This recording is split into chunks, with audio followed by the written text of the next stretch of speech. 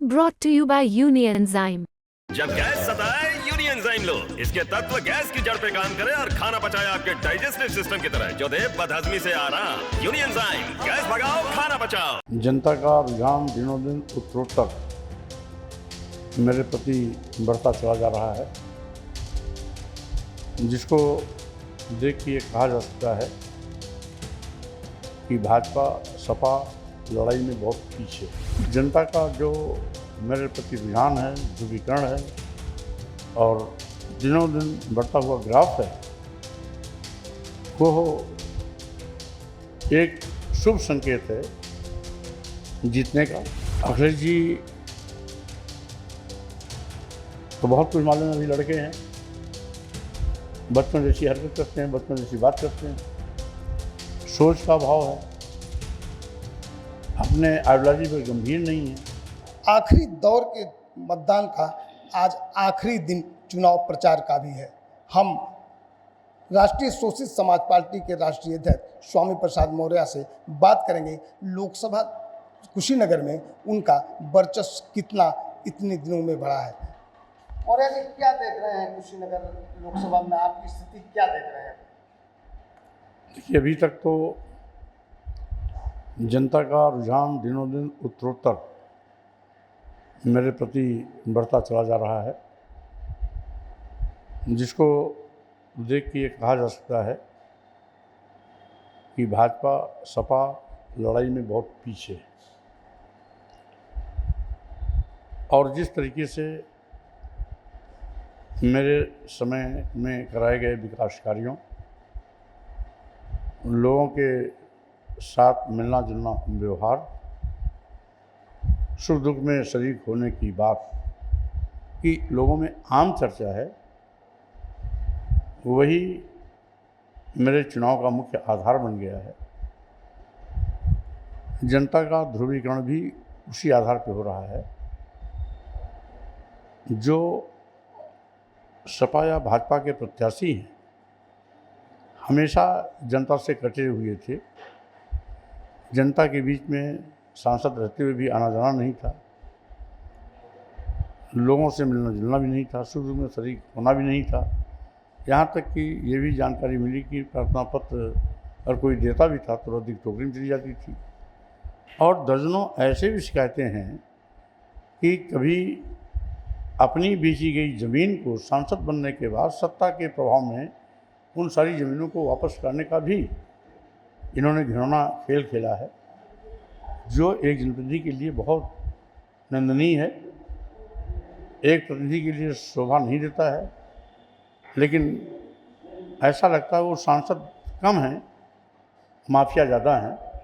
और यही कारण है कि बहुत तेरे ऐसे लोग जिनके हाथों कभी इनकी ज़मीन बेची गई थी, उसको दबंगई के बलबूते पर वापस लिया गया। साथ ही साथ रही बात सपा की, तो सपा का कैंडिडेट हमारे बगल में देवरिया से आया है, यहाँ उसको लोग जानते भी नहीं हैं। समाजवादी पार्टी ने स्थानीय चेहरों को नज़रअंदाज कर जो चेहरा बाहर से लाया भी, वो न बोलना जानता है, ना डोलना जानता है, ना लोगों से बात करने का सलीका है। तो इस तरीके से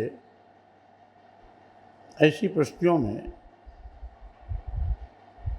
जनता का जो मेरे प्रति रुझान है, ध्रुवीकरण है और दिनों दिन बढ़ता हुआ ग्राफ है, वो एक शुभ संकेत है जीतने का। और भाजपा और सपा के लोग कह रहे हैं कि स्वामी प्रसाद मौर्य लोग संसद में जाने के लिए चुनाव नहीं लड़ रहे हैं, अपने राजनीतिक वर्चस्व को बचाने के लिए चुनाव लड़ रहे हैं। क्या कहें? देखिए, लोकतंत्र में सभी राजनीतिक पार्टियां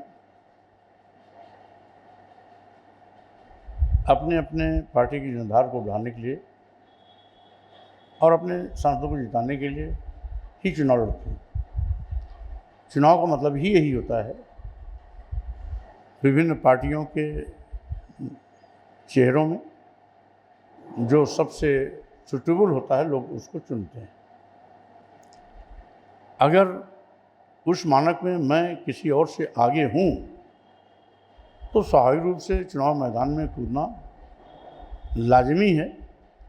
इसका अर्थ कौन किस रूप में निकलता है ये उसकी सोच की बलिहारी है, लेकिन लोकतंत्र का महत्व इसीलिए है कि हर जनप्रतिनिधि जनता के बीच में जाए।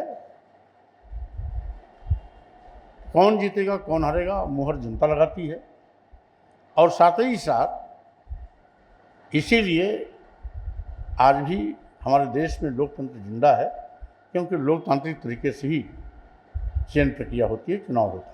अभी अखिलेश यादव आए थे, उनसे पूछा गया आपके बारे में तो उन्होंने कहा कि स्वामी प्रसाद मौर्य को हमसे अधिक कुशीनगर के लोग जानते हैं और उनकी अब उम्र भी हो गई है, वो बुजुर्ग हो गए हैं। क्या अब अखिलेश जी तो बहुत कुछ मालूम है, अभी लड़के हैं, बच्चों जैसी हरकत करते हैं, बच्चों जैसी बात करते हैं, सोच का अभाव है, अपने आइडियोलॉजी पर गंभीर नहीं है, सेकुलरिज्म का नारा देते हैं, लेकिन पोंगापंथी और ढोंग ढकोसला में हमेशा व्यस्त रहते हैं। और संस्कार तो अभी भी, वो मुख्यमंत्री जरूर हो गए उत्तर प्रदेश में एक बार, लेकिन न गंभीरता है, न सोच है, न कथनी करनी में एका है। वो यूँ कहिए कि वो ऐसे ढुलमुल एक नेता हैं जो खुद में किंकर्तव्य विवरण की स्थिति में पाते हैं। तो ये थे स्वामी प्रसाद मौर्य जी इस राजनीतिक चक्रव्यूह में अपने कर्मक्षेत्र कुशीनगर लोकसभा को चुनते हुए उन्होंने जीत की भरपूर कोशिश करने की जुगत में जुटे हुए हैं। अब देखना यह है कि स्वामी प्रसाद मौर्य के साथ किन लोगों का वर्चस्व और रहता है। संतोष सिंह, कुशीनगर, यूपी तक।